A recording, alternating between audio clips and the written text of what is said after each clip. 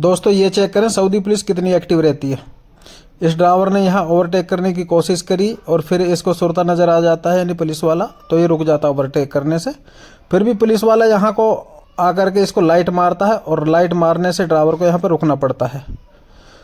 तो इतनी एक्टिव रहती है यहाँ की पुलिस, तभी यहाँ पे जीरो क्राइम है। इतनी सख्त पुलिस होती है यहाँ की, तभी यहाँ पे जीरो क्राइम है। ये पुलिस वाले ने फ़ोटो किया गाड़ी का, लाइसेंस का, आरसी का फ़ोटो लिया और ये 750 का मुखालफा इसको दे दिया।